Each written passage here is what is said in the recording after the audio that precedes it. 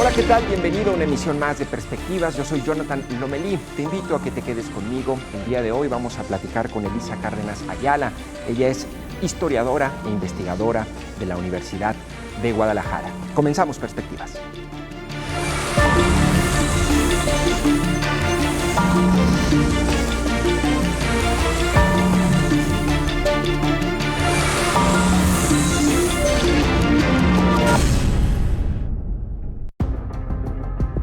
Elisa Cárdenas Ayala, maestra en Historia y doctora en Ciencias Sociales. Fue recientemente seleccionada como integrante de la Academia Mexicana de Historia. Durante más de 3 décadas ha forjado su trayectoria en la Universidad de Guadalajara como académica, investigadora e historiadora. En la actualidad, se encuentra adscrita al Departamento de Estudios sobre Movimientos Sociales. Sus áreas de especialización son el estudio de la Revolución Mexicana, la secularización en América Hispana, semántica histórica y construcción nacional de México. En Perspectivas, conocemos más sobre su trabajo como historiadora. Hola, ¿qué tal? Bienvenido a esta emisión de Perspectivas. Soy Jonathan Lomelí y le agradezco mucho a la maestra Elisa Cárdenas Ayala que nos acompañe en este espacio, historiadora, académica de la Universidad de Guadalajara, con un currículum y una trayectoria pues impresionante y muy loable. Maestra, bienvenida, gracias. Jonathan, muchas gracias por la invitación. Muy buenos días. Muy buenos días, maestra. Pues me gustaría comenzar con una pregunta. La idea de esta entrevista es conocer un poco sobre su trabajo, el papel de la historia, la academia en nuestros contextos contemporáneos, a veces un poco complicados, pero antes me gustaría un poco saber sobre su historia, literal, ¿no? Como historiadora, ¿cómo es que comienza o cómo se acerca por primera vez a esta disciplina y de qué manera decide incursionar y convertirse en una historiadora y una académica que ya cumple pues, más de 3 décadas en este ámbito? Gracias, Jonathan. Bueno, yo estudié historia en la que era entonces la Facultad de Filosofía y Letras de la Universidad de Guadalajara, y allí, a media formación, recibí una invitación pues, definitiva para mi carrera, que fue la invitación a colaborar con el doctor Jaime Tamayo, la maestra Laura Romero, en lo que entonces se formaba como el Centro de Investigaciones sobre Movimientos Sociales. Yo estaba cursando el 4º semestre de la licenciatura, me incorporé en apoyo de diversas tareas de ese centro en ese momento y después me incorporé como asistente de investigación y así, digamos, arrancó mi carrera concreta en el trabajo de investigación en archivos, de análisis de documentos.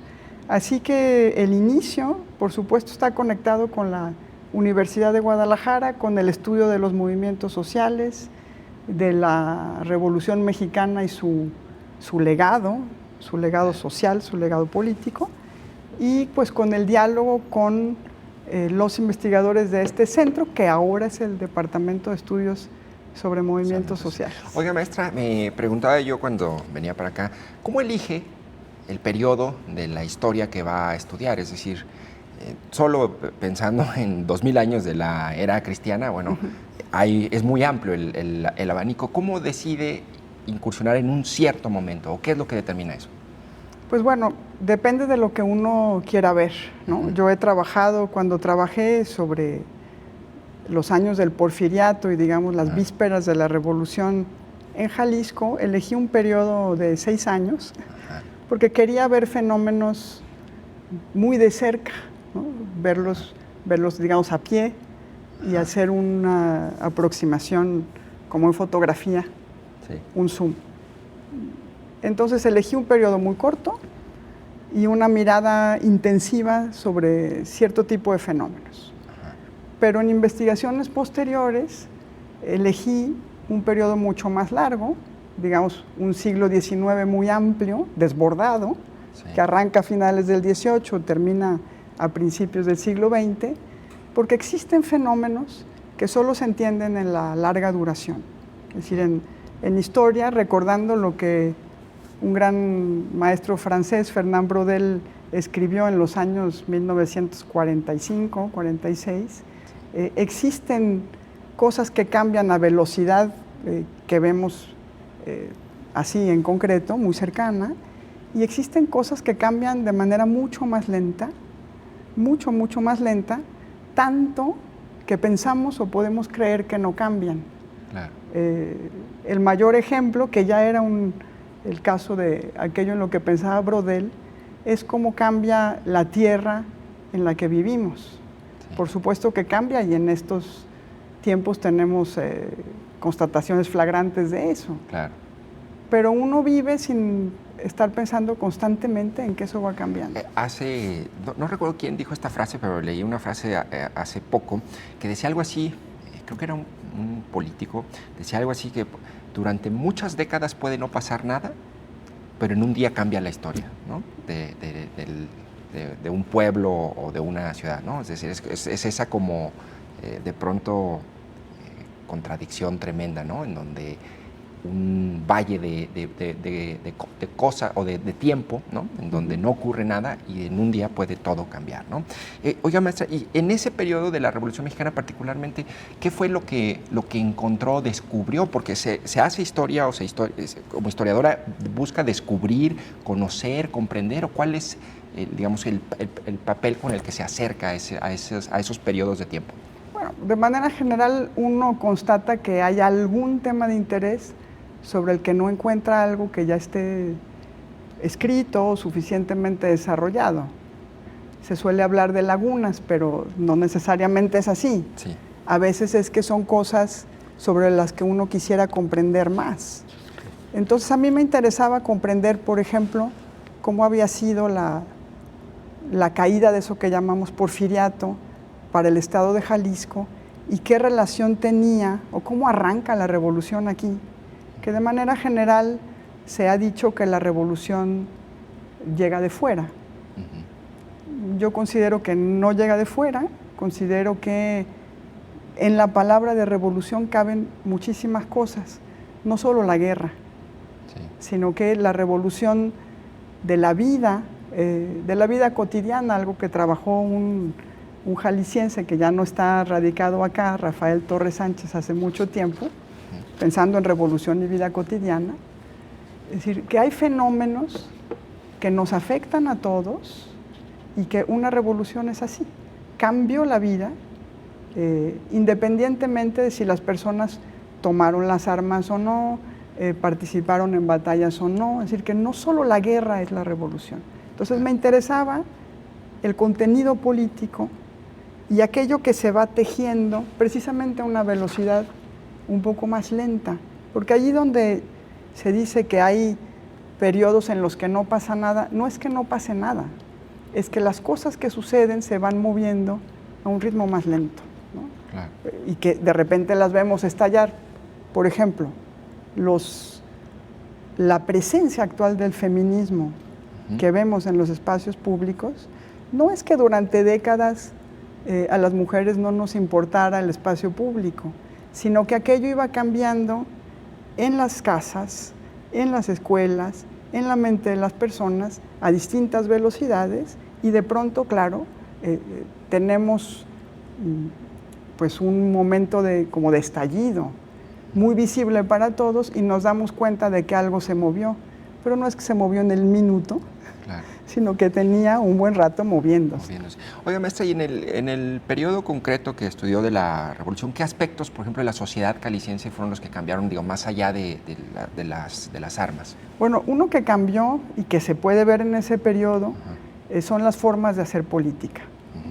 En México, los partidos políticos en el sentido moderno del término, es decir, una asociación de personas, una asociación voluntaria de personas con estatutos, declaración de principios, un programa, etcétera, nacen en esa época. Nació el Partido Liberal Mexicano, pero tuvo que acabar en el exilio, como sabemos, porque Porfirio Díaz no lo pudo soportar. Pero ya más cercana a la coyuntura electoral de 1910, se crean partidos de una manera que antes no existía. Y eso puede suceder porque habían estado naciendo asociaciones que entonces se llamaban clubes, con este tipo de inquietud. Entonces nace una forma de hacer política distinta, que no es solo elitista, y esa es una de las grandes novedades, que va a reclutar en medios urbanos populares, en artesanos, en obreros, y que va a crecer de manera importante. Entonces eso es una de las cosas que cambian y es muy significativa de un cambio de época. Y por ejemplo, ¿qué fuentes utiliza en sus investigaciones como historiadora? Bueno, yo en este caso utilicé para la época que llamamos contemporánea los historiadores, ¿verdad? Se puede utilizar la prensa, eso es una gran ventaja, ¿no? Se utilizan periódicos que en otras épocas se consideraban fuentes secundarias, pero son fuentes importantísimas porque dan realmente el tono de lo que se está discutiendo en un momento. Muestran distintas posturas, etc. También se utilizan fuentes oficiales. La mayoría de archivos de que disponemos, de archivos públicos, son fuentes de gobierno. Pues los historiadores siempre sabemos que las fuentes tienen que ser objeto de una crítica, los periodistas lo saben claro. También, ¿no? Desafortunadamente, por ejemplo, para periodos lejanos, pues no contamos con el recurso de una entrevista, pero sí se puede contar con correspondencias privadas o con correspondencias oficiales, también diplomáticas. Y en ese sentido, ¿usted cómo definiría el trabajo de un historiador?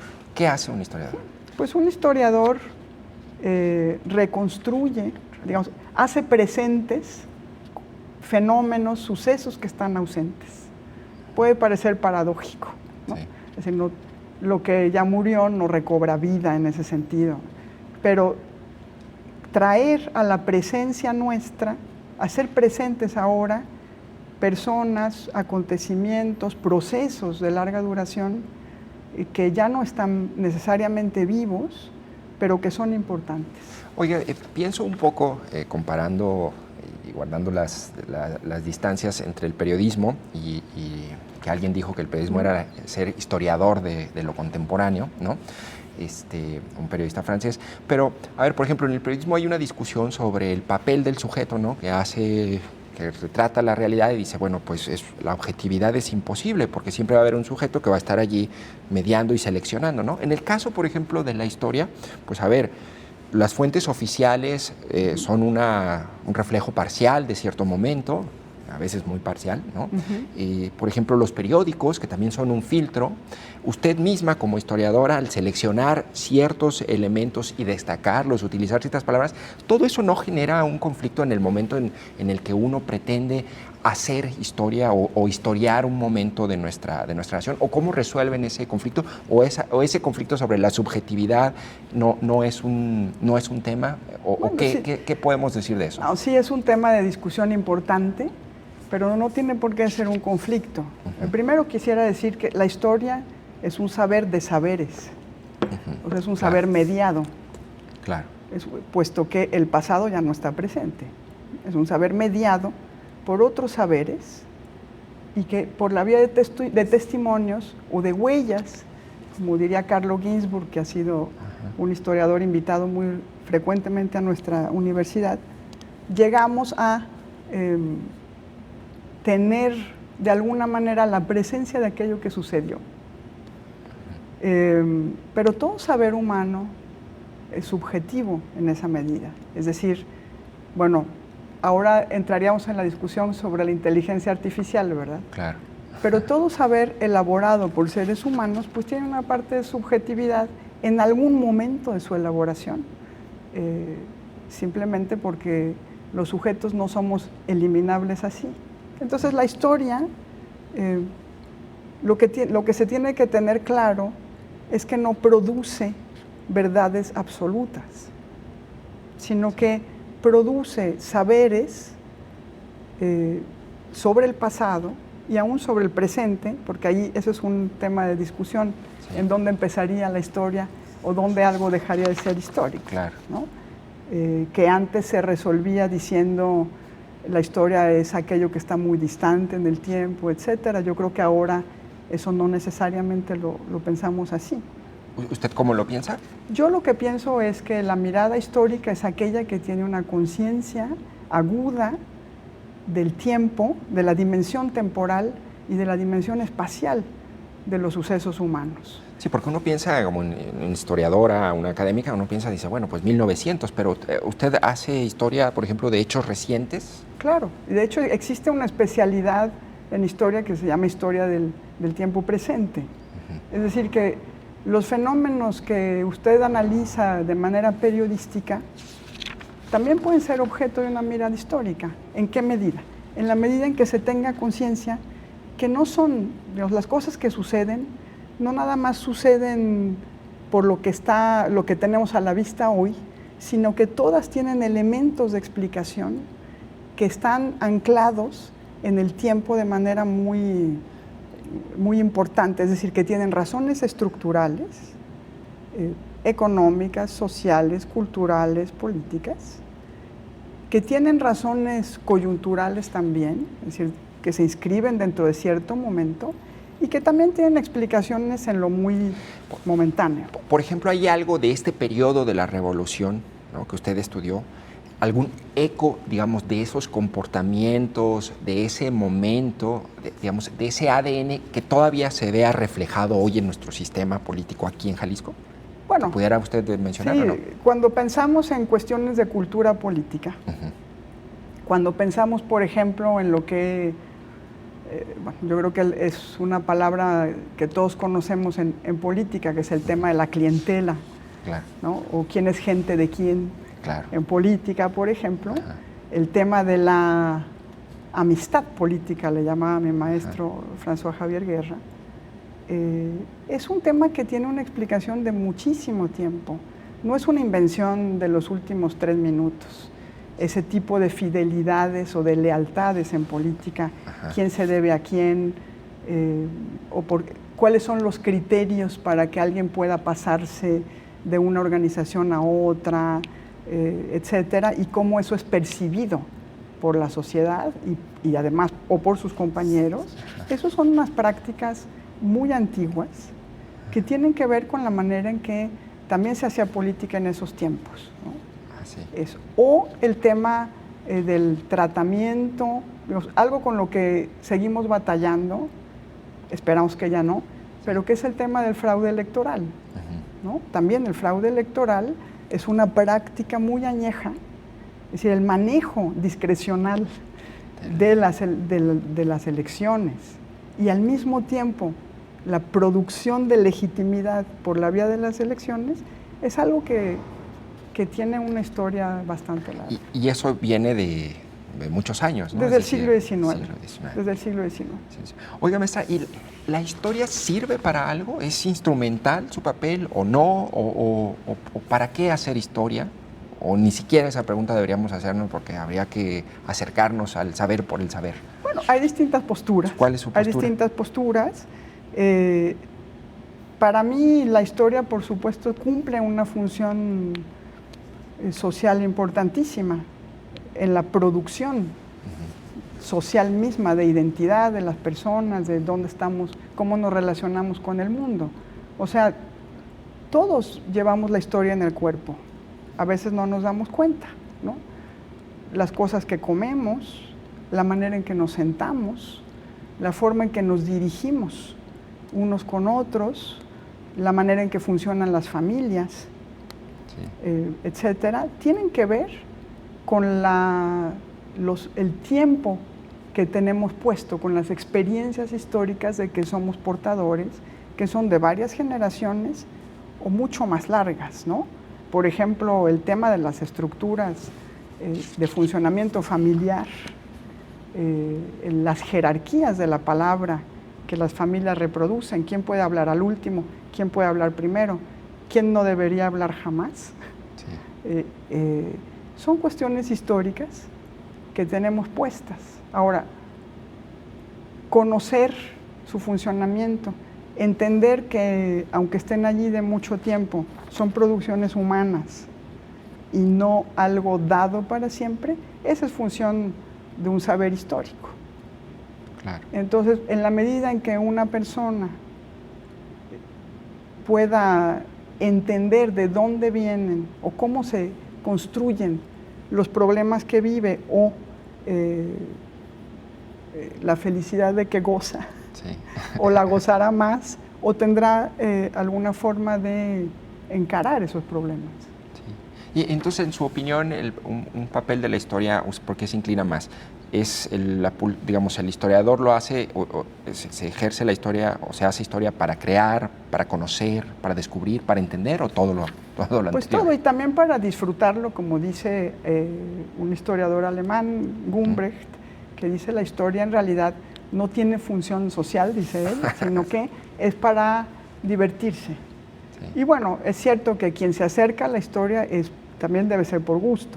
Oye, a ver, algún acontecimiento divertido, digamos, haya encontrado de ese periodo jalisciense que recuerde? Pues, digamos, no solamente divertido, sino gozoso. Por ejemplo, yo recuerdo pensando en mi infancia ya el tema del lago de Chapala era un tema como de angustia para nosotros, ¿no? El lago siempre está en peligro, le llega agua muy contaminada, hay momentos en que parece o ha parecido que se va a desaparecer, sí, claro, ¿no? Que siempre está en se puede caminar,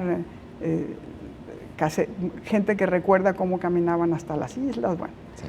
Entonces, y cuando yo empecé a leer sobre el 1900 y descubrí, para mí, obviamente no era un descubrimiento, otras personas lo habían sabido, que el tráfico de mercancías se hacía por el lago, que personas y mercancías transitaban por el lago de Chapala, que en algún momento, si se iba a la Ciudad de México en el siglo XIX, por ejemplo, se podía uno ir a Jamay, tomar ahí un vaporcito, ¿no? Y acortar el viaje. O sea, eso para mí fue una cosa totalmente gozosa.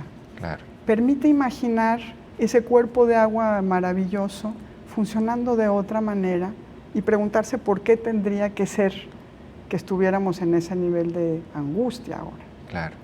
Entonces, esos, o descubrir el funcionamiento, el sentido del humor a través de otro tipo de... A ver, póngame un ejemplo. Bueno, por ejemplo, la caricatura política, que para mí siempre ha sido algo muy interesante. O sea, por ejemplo, descubrir que Gis tiene un antecedente en otro Gis, periodista, fundador mandamos un saludo a Gis desde acá, sí. Del periódico El Globo, y que también hacía caricaturas. Trazos similares claro, y con humor similar, supongo. Pues no necesariamente similar, pero el humor también tiene su historia, ¿no? Claro. Es decir, que el humor también se inscribe en una época específica. Entonces tenemos caricaturas por ejemplo, recuerdo una caricatura del historiador Luis Pérez Verdía, ¿no? Con unos bigotones. Y bueno, ese tipo de cuestiones que permiten entender cómo se vivía en una ciudad. Descubrir, por ejemplo, que la ciudad de Guadalajara, descubrir, reitero, no, yo lo descubría yo. Sí, claro. Entender que había quien se espantaba de los sombreros que usaba la gente en esta ciudad. Ahora se deberían portar sombreros con el solazo que tenemos en Guadalajara, pero ya no se hace por distintas razones. Pero había columnistas que se escandalizaban por el tamaño de los sombreros populares. Válgame. O sea, el clásico... Y se quejaban de que la gente en los tranvías, porque existía transporte eléctrico en esta ciudad en el 1900, ¿verdad?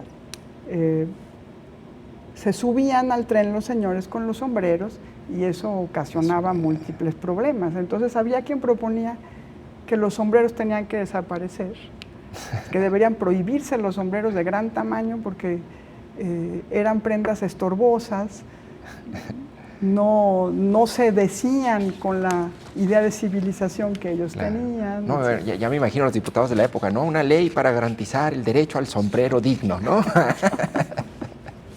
Entonces, son cosas que abren miradas a un mundo que nos parece lejano, que no lo es tanto si lo pensamos en generaciones, porque ¿cuántas generaciones nos separan? La revolución celebró hace no tanto su centenario, pero ¿cuántas generaciones nos separan? era la infancia de mis abuelos. Claro. ¿No? Entonces yo creo que si se piensa la historia en generaciones, no estamos tan lejos de eso, ella, ¿verdad? ¿no? Maestra, si le parece, vamos a una breve pausa y regresamos para platicar un poco sobre su trabajo de la historia de lo presente, ¿no? Estos trabajos que ha hecho con distintos grupos sociales y movimientos. Estamos con la maestra Elisa Cárdenas Ayala, historiadora y académica de la Universidad de Guadalajara. Vamos a un breve corte y regresamos con más para seguir platicando.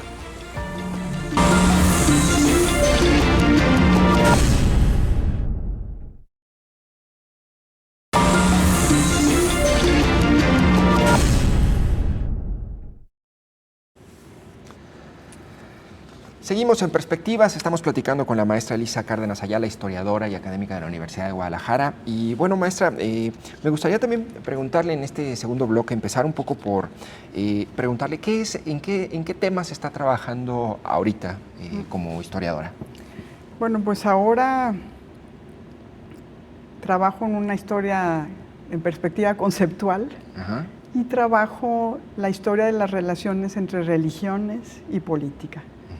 Que es, y lo hago, digamos, a mí siempre me ha gustado la historia política. Ajá. Yo considero que mucho de la historia, mucho de lo que vivimos es político. Sí. Para eso se tiene que abandonar la idea de que política es solo lo que sucede entre Casa Jalisco y Palacio de Gobierno, Claro. ¿no? Sino que partimos de pensar que político es lo que permite la vida en sociedad. Es decir, aquellas normas que están presentes, Sí. escritas y no, que permiten que una sociedad humana funcione. Eso es político. Por eso también el feminismo puede decir, las feministas podemos decir, lo personal es político. O sea, la política está en todo aquello que organiza las relaciones humanas. Por eso una mirada política sobre las relaciones entre religiones y política. Oiga, maestra, y un poco, pensando en esa relación que ha estudiado entre religión y política, a la luz de esa historia, ¿no? ¿Cuál es el papel o el vínculo o el diagnóstico de esa relación hoy, en el siglo XXI, en 2023, ¿no? Entre política y religión, o se ha perdido o continúa? Es complejo. Ajá. Es complejo porque tiene como varias caras. Claro. ¿No? Pero le voy a decir, por ejemplo, en qué está presente. Como las religiones forman parte de eso que cambia muy despacito, o sea, que parecería que no cambia. Además de que la mayoría de los discursos religiosos se presentan como prácticamente intemporales, ¿no? Tienen verdades reveladas que están ahí desde siempre y para siempre. Pero las religiones pues también son fenómenos históricos. Sí. Y también algunas ya no existen, otras existen ahora, etc. Pero entonces, por ejemplo, sobre América Latina, muchísimas veces se explica lo que sucede en América Latina diciendo es que es un continente católico. Entonces, esa no es la explicación. Eso forma parte de lo que debe ser explicado para la historia latinoamericana. Claro. Pero muchas veces se ofrece como la explicación. Entonces, por ejemplo, de cierto tipo de políticas o de cierto tipo de conductas o de la vida de las mujeres, como explicación se dice es que son sociedades católicas. Pues no. La pregunta tendría que ser cómo opera el catolicismo, si es que es dominante, en esas sociedades para que las cosas funcionen de esa manera. Y que a mí me da la impresión, maestra, sobre todo, por ejemplo, ahora en el contexto de violencia, ¿no? Es decir, de repente la Iglesia ha querido tener como un papel más activo, pero a mí me da la impresión incluso de que un poco el apartarse del modelo religioso, del modelo comunitario que genera la religión, también es parte como del problema de la violencia que vivimos como sociedad hoy en México. ¿O usted cómo lee ese vínculo en este momento, maestra? Yo lo que creo es que, bueno, no es que estén tan apartados, porque vemos que existen formas de prácticas religiosas en los medios criminales más reconocidos, ¿no? Claro. Entonces, lo que sucede es que las religiones también tienen una diversidad interna, es decir, otra vez, se suelen presentar como uniformes, pero veámoslo con el catolicismo, que es digamos, la más difundida, la que domina el paisaje, si bien obviamente no es la única, no es el único credo practicado en este país, pues no todos los católicos son católicos de la misma manera, aunque hayan sido bautizados con un mismo rito. Claro, ¿no? claro. Pero las prácticas, digamos, las religiones están hechas de creencias, y las creencias son, algunas vienen marcadas de manera muy ortodoxa y luego se modulan a distintas escalas, a escala individual incluso, pero también son prácticas. Claro. Y en las prácticas, otra vez, encontramos una diversidad. Y ahí la historia tiene un papel muy interesante, porque obviamente la sociología tiene muchísimo que decir. Claro. Pero la historia permite entender cómo en un tiempo y lugar, digamos, otra vez, ¿por qué no sería lo mismo ser católico en la Nueva España que en China o en Europa, en el siglo XVII que en el XX o que en el XXI? ¿no? Claro. Oiga, maestra, y un poco hábleme acerca de cómo vincula su papel como historiadora con eventos recientes o contemporáneos, ¿no? Es decir, ¿qué aspectos o movimientos o expresiones sociales ha abordado usted como historiadora? Y bueno, si quiere yo le pongo un poco el ejemplo aquí de Temacapulín, ¿no? Cuénteme un poco sobre este libro. Pues, a ver, allí, hace rato le decía yo, traemos la historia, los seres humanos, los seres sociales, tenemos la historia en el cuerpo. En ese sentido somos historia.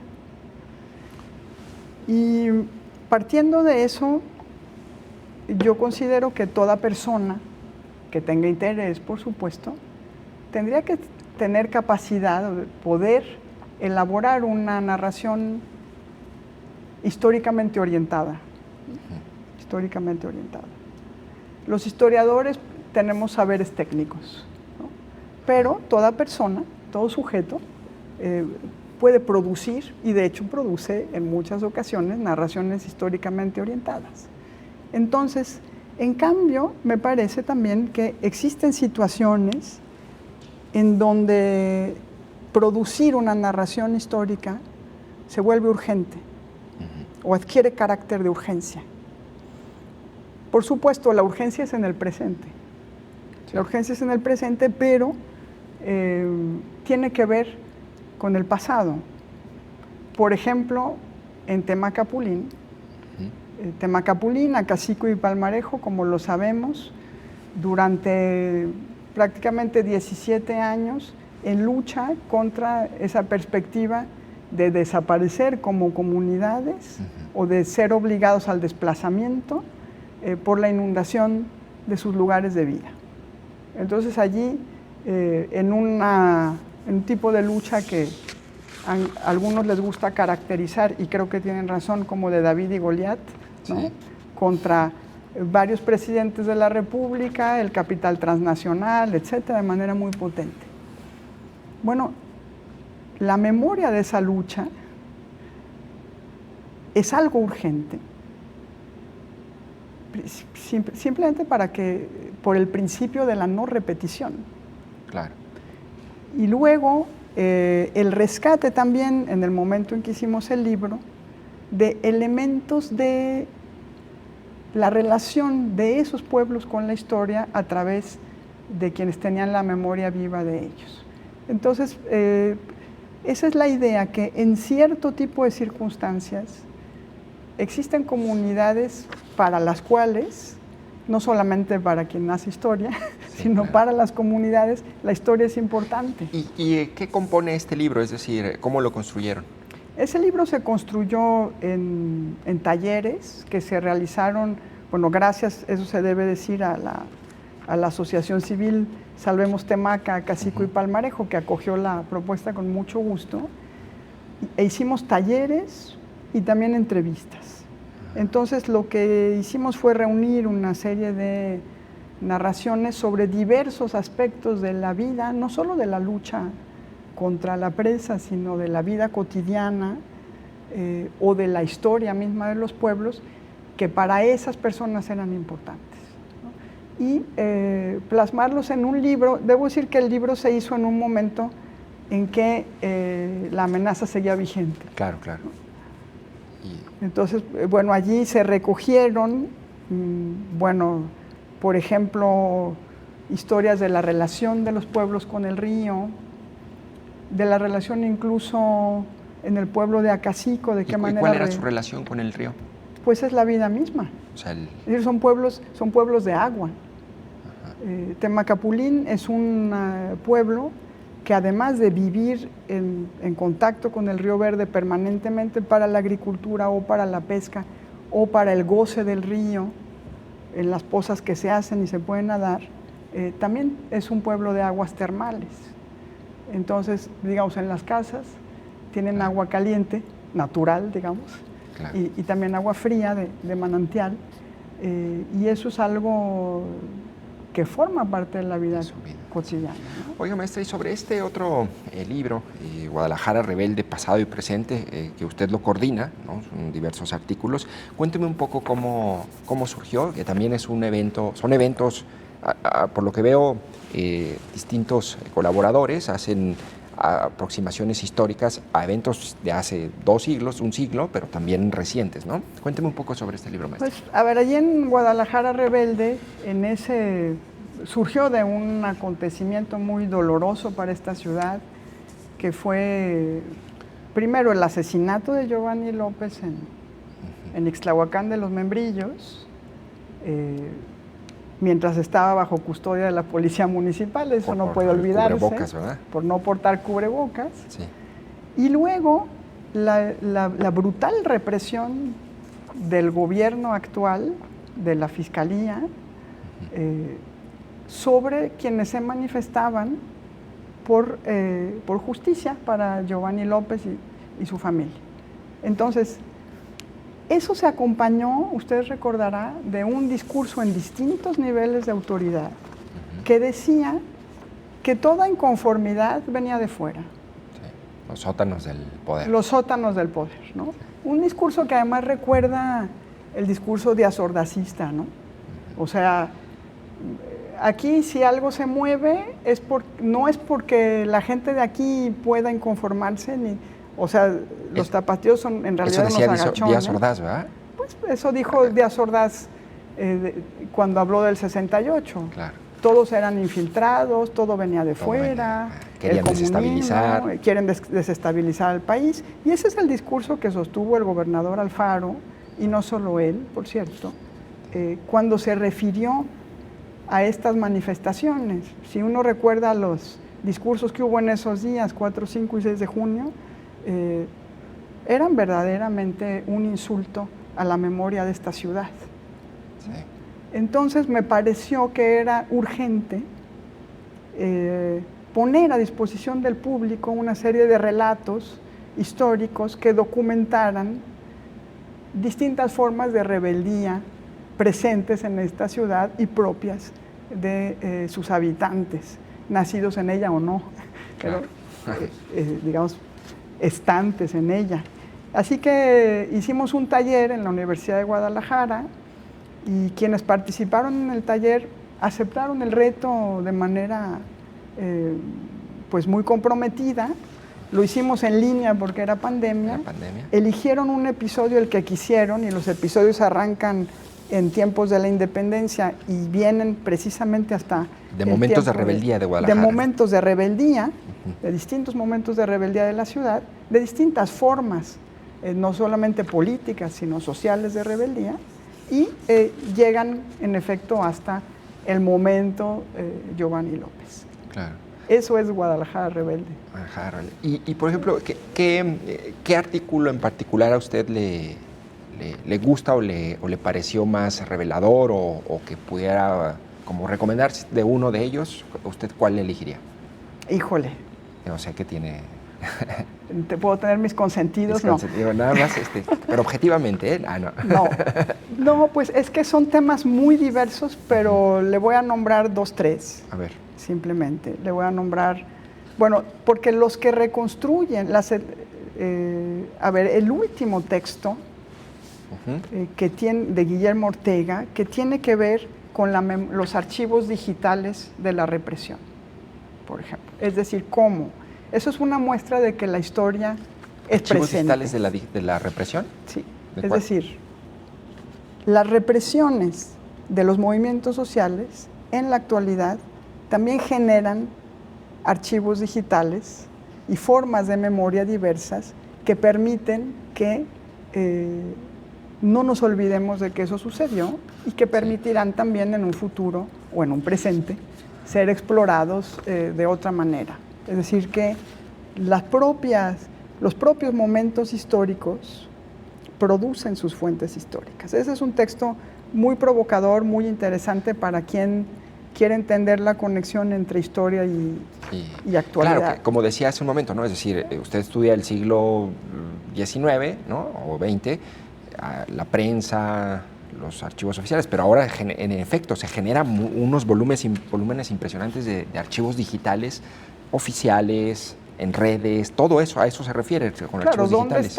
¿Dónde están y cómo se pueden trabajar? Ese es un texto sumamente interesante. Así que para el historiador del futuro. Para el historiador del futuro o del presente, porque sí. Digo, es cómo poner una mirada histórica sobre fenómenos de hoy, ¿no? Otro texto que a mí me encanta es un texto sobre la historia del ballet. ¿Del qué? Del ballet. El ballet. Para que no digan que solo hablamos de cosas políticas. Ah, sí. Y es la historia de cómo la maestra Helen Huth, una maestra conocida de generaciones en Guadalajara, puso por primera vez un ballet en el Teatro Degollado, en donde las bailarinas portaban el famoso tutú, que, bueno, creo que todo el mundo sabe que es el tutú, las falditas esas sí, levantadas que dejan al descubierto las piernas completas de las bailarinas. Válgame. Exactamente, exactamente es lo que sucedió. O sea, Helen Huth fue reconvenida por el arzobispo y hubo una serie de manifestaciones, porque eso no podía suceder en Guadalajara, era una indecencia. Y bueno, hay un texto sobre eso, que es un texto muy de Clarice Hernández, que es un texto muy, muy lindo, que yo recomiendo mucho. Y un último texto voy a mencionar, porque no podemos mencionarlos todos, yo estaría feliz de mencionarlos todos. Pero quiero mencionar el texto de Almendra Orozco, que ha sido colaboradora también aquí con ustedes, que es un texto que documenta el primer periodista desaparecido en los años 20 en esta ciudad. Y la primera madre buscadora de un desaparecido en esta ciudad. Lo dejo nomás ahí para que queden con curiosidad de leerlo. Voy a leer el título del artículo que es Así no nos manifestamos los tapatíos, el discurso contra el extranjero en la manifestación del 26 de marzo de 1922. ¿Es eso o no? No, ese no es, pero ese es sobre la vivienda. Almendra Cristal Orozco, bueno, aquí ahorita lo busco. Sí. Pero entonces, esa sería la historia que narra. Sí, que narra la historia de un periodista que producía artículos desagradables al gobierno y que terminó desaparecido. Y algo muy interesante, su madre utiliza la palabra desaparecido en la búsqueda. Entonces es una movilización, es algo muy doloroso que podamos remontarnos allá. ¿Dónde podemos encontrar el libro Guadalajara Rebelde, Pasado y Presente? Guadalajara Rebelde, Pasado y Presente fue una edición del taller editorial Casa del Mago, y allí puede solicitarse. Pueden solicitarse. Oiga, maestra, bueno, no quiero pasar o dejar pasar la oportunidad, ¿no?, de preguntarle, con todo este conocimiento y con todo este contexto de la historia que tiene usted, ¿no?, ¿cuál es su opinión digamos, del México actual, ¿no?, a nivel local, es decir, del México que estamos viviendo a nivel local aquí en Jalisco y a nivel nacional? ¿Cómo lo lee usted, este México? Yo sé que es una pregunta muy amplia, pero... Bueno, y voy a dar una respuesta localizada, ¿no?, situada, diríamos los historiadores. Primero hay que delimitar el área de pues estudio. obviamente, es decir, situada es obviamente lo que veo yo. Los millones de mexicanos, pues cada quien tendrá Usted una respuesta específica. Elisa Cárdenas, ¿qué ve? Pues yo veo un país con una serie de retos importantísimos, dificilísimos de resolver. Nos encantaría que se resolvieran en un minuto. Es más, nos encantaría que no existieran. El tema de la seguridad es el que nos encantaría a todos que no existiera. Resulta que existe, sí, ¿no? El tema de la desigualdad, nos encantaría que no existiera, pero existe. Entonces, con un reto muy importante social de producir, de recuperar vínculos sociales, de recuperar el tejido social. Eso es uno de los... ¿A qué se refiere con eso en específico, maestro? Pues la violencia, la inseguridad, la pobreza son roedoras del tejido social. Es decir, que con mucha desconfianza estamos incitados de distintas maneras a la desconfianza. Claro, claro. ¿Y eso qué quiere decir? Que los lazos entre las personas se ven afectados. O sea, no solo desconfiamos del político, sino del vecino, del amigo. Del que va pasando, ¿no? Sí, claro. Del que camina al lado, del que se para cerca. Cada vez desconfiamos más. Y ahí hay una erosión del tejido social que no es producto de un gobierno, por supuesto, que tiene una historia muy larga, que no se puede deshacer en minutos, pero ese es un gran reto, cómo recuperar, y existen iniciativas interesantes de cómo recuperar tejido social, pero tenemos ese reto a distintas escalas. No es un reto exclusivo del gobierno, es un reto de todos y cada uno de nosotros. Y ahí la historia, no la historia en abstracto, sino la recuperación de la historia que nos puede interesar a cada quien, yo creo que puede jugar un papel importante. Y digo algo muy, muy sencillo. De manera general se suele considerar un fracaso la docencia de la historia o de las matemáticas, ¿no? ¿Cuáles son las asignaturas más detestadas por los adolescentes en general? Bueno, pero si lográramos técnicas para interrogar el vínculo de las personas con una historia cercana, entonces produciríamos otro tipo de narrativas históricas y otro tipo de vínculo. Claro, como una raíz también. Otro tipo de vínculo. Eso nos lo enseñó, a mí me lo enseñó muy particularmente la comunidad de Mezcala, que es una comunidad que ha luchado por la defensa de sus tierras, apoyándose constantemente en su historia. Claro. Y que ahora tiene sus propios historiadores. Cuando en el 2008 a 2010 hicimos un taller con los niños en Mezcala, 106 niñas y niños, con los que se produjo un libro muy, muy bello, que se llama Mezcala, se querían llevar la isla. Allí los niños son poseedores de su propia narración histórica, una narración que no está en los libros de la escuela, que ellos aprendieron en sus casas, en las calles de su pueblo, en las reuniones con la gente, y que siguen transmitiendo con mucho orgullo. Claro. Entonces, si en cada lugar, si fuéramos interrogados por la historia que nos concierne, tendríamos mucha mayor posibilidad de recuperar cierto tejido social también. De tener más, sabríamos mejor quién es el vecino de al lado. ¿Quiénes somos nosotros? ¿Y quiénes somos nosotros mismos? Oiga, maestra, me queda muy poco tiempo, un minuto, pero ¿hay alguna lección, esta última pregunta me interesa, ¿hay alguna lección de ese gran conflicto armado que fue la revolución? Hoy tenemos un gran conflicto armado en otros términos, con otros parámetros, pero ¿hay alguna lección de esa historia que podamos tomar para el México actual? Son historias muy distintas. ¿O es algo completamente...? Son historias muy distintas y yo la verdad no creo que la historia de lecciones, así como para resolver la vida actual. No lo vuelvas a repetir. Eso yo no creo en eso. ¿Qué se puede entender de la revolución? Grandes problemas de pobreza estructural y de injusticia. Ese es el dos palabras común que siguen presentes. Pobreza estructural, injusticia. No son iguales, no son equiparables.